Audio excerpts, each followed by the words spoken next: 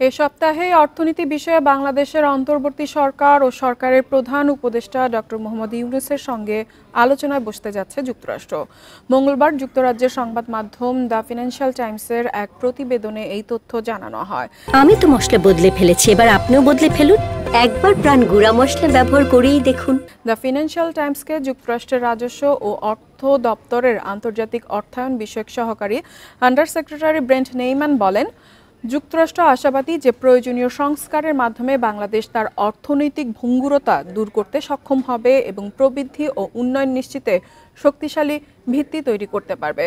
যুক্তরাষ্ট্রের অর্থ, পররাষ্ট্র ও বাণিজ্য দপ্তরের কর্মকর্তারা বাংলাদেশের আর্থিক ও মুদ্রানীতি নিয়ে আলোচনা করবে। আগামী শনি ও রোববার ঢাকায় এই আলোচনা অনুষ্ঠিত হবে বলে জানায় গণমাধ্যমটি।